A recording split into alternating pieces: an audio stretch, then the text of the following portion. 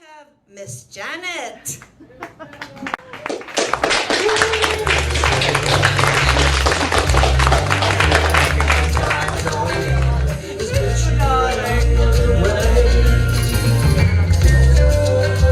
I always ask him to play my Chicago music when I'm over there. So, hi. I love hearing this one. I would sing something for you tonight, but I figured I will save that for my feature this Saturday at Expressions at the Baha'i Center. I am doing a musical feature along with my wonderful musician husband, John, who's doing my guitar and percussion, with a bunch of other features as well that are in a huge show celebration. If you want to know about it, talk to that word slinger from Down Under, Tom. He's hosting that event this Saturday. I just did a Facebook event listing for it too, which is cool. I went to a poetry open mic that had a theme for the next time, and this was something about stepping on cracks or something was a thing, and so I came up with, this is the first poem, this is called Step. Step on a crack, break your mama's back.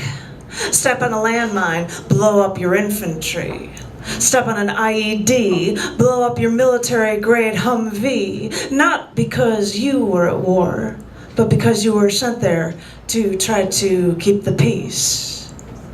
Because if you're not in a standing army, you can always improvise and make explosive devices to destroy an enemy that's only trying to keep the peace. We've all taken that step before, to lend a hand, to help a blind man cross a street, to help a mentally disabled teen learn to swim across the shallow end of the swimming pool, to open a door for someone with their hands full, to take some of the weight from someone who has too much to carry. We've all taken that step before, and when we stepped into a war, we didn't know that we were in. Every generous move could be our last. That's what we get for kindness. That's what we get for trying to lend a hand. That's what we get for seeing those cracks in the road and trying to help others struggle through this maze of life. Step on a crack, break your mama's back. But be careful, that crack could open into a gorge and swallow you whole as that deepening crack dines on your hopes and dreams. So remember, step lightly, check around you, check above and below, 'cause it's a slippery slope when you trade kindness for security. You've stomped through life, you've gotten ahead, just remember when to step lightly and be prepared with both that welcoming hand and that big stick. Be ready for every disaster, and you're ready at every glorious moment, at every single step. Yeah.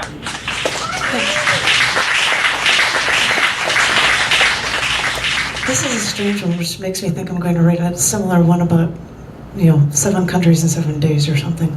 And it's really tiny type here. This is in 5 different parts. It's called One Summer. This one. Kevin. You went off to work. I was left in your apartment, an apartment on a street corner in Washington, D.C., my first trip alone. You gave me a key and said you'd be home after work.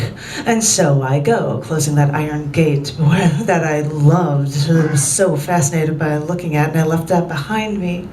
I walked through campus, stretched out in the sun. I tucked the map in my pocket, walked through M Street, took the corners, took the correct turns. I remember someone on the street complimented me on my t-shirt. I was almost sure I had been there before. And that's when there was this one fellow, tall, unlike you. Well, we went out, and I knew I didn't have a care in the world. All my ties were almost broken. I was almost free. I'd never see this man again. Maybe I'd let him kiss me. And as we walked down the street that night with him, I skipped, and he liked me that much more. Sherry, The heat of the Arizona smells like burning flesh. I met your roommates, your friends, drank at the coffee plantation, iced mocha coffees. And then I met you-know-who. I still don't want to say his name. He kept me occupied. No, he made me feel alive. Alive for someone who had never lived before. Alive those long 5 days. I could still mark the day on my calendar, the day that my life was supposed to change, the day that I was supposed to be free. But it was supposed to be something good. I was supposed to start caring for myself. Then why does a part of me regret it? He bought me a rose the day I left. And you took a picture of us. And I thought that morning that it would be justice if I just never heard from him again, to leave it at that. But then I had to go call him from the airplane on my trip home. Why? Joe, you had to be cruel to me just once. I suppose we had been through enough, went through our ups and downs and our little hells because of each other. I know that we had our differences, but I was looking forward to actually seeing you and seeing Southern California, the stores, the glamour, the beaches, the commercialism. And you had to cart me over to your religious troop for a wilderness retreat, leaving me at a campsite while you went off to church. And I sat there for days watching us become bloodthirsty. We were trying to hurt each other. We were like animals, you starting your life with me in tow. And I saw the redwood forests. Douglas, I never imagined how beautiful the East Coast could be, rolling hills, curling one into another. We'd drive up a hill in your truck and I would lift my head up higher, my chin up as high as it could in anticipation to try to see the other side, the sloping down of those hills. I remember walking along the beach in Maine, restored buildings lining the rocky shore. The fog is so thick that you couldn't see 50 feet in front of you. And people were suntanning there. And I photographed the lighthouses. How do they work with this much fog? It's so thick like cigarette smoke coming from inside of your truck when we would be driving to antique shops in New Hampshire. Thick like a powerful force overcoming something, overcoming someone. It holds you there. It doesn't let go, like us. A week before the smoke in the hills, I was in the Midwest, and my father was screaming at me. 2 weeks before, I was 1,000 miles away, dreaming of someone else. And it wasn't a month ago that I was skipping past the old Kentucky house where movies were made, where all of this began. And now, in this truck with you, I lean back, watching the scenery traveling past me, traveling into the blurred lines of color. And I think of marriage, maybe with you if time wears on, but probably not. I just think of marriage to someone. Marriage streamlining life into a blur. Settling down. Settling. It's funny how your surroundings change you. And soon I know I will be back home, carrying my possessions in a tweed bag with duct tape on the handle. I'll get back to something. Driving through these plains, getting back to life, and everything will all be the same again. Yeah.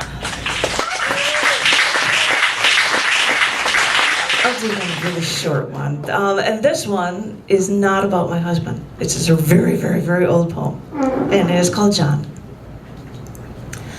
At the other side of the room, I look through the cigarette smoke, the roar of conversation, and the dim lights.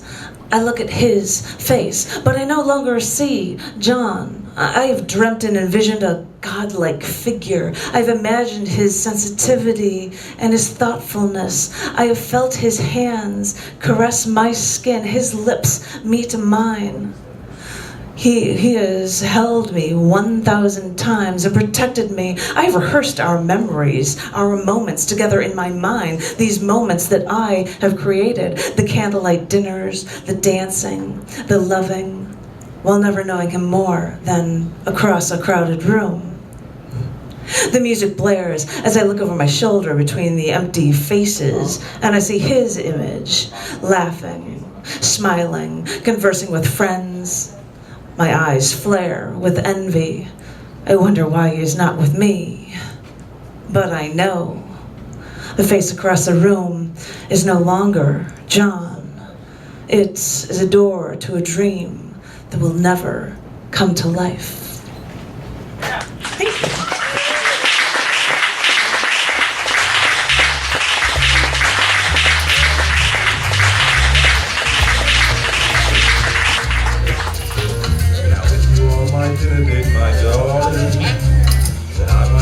Make some noise for Janet, ladies and gentlemen.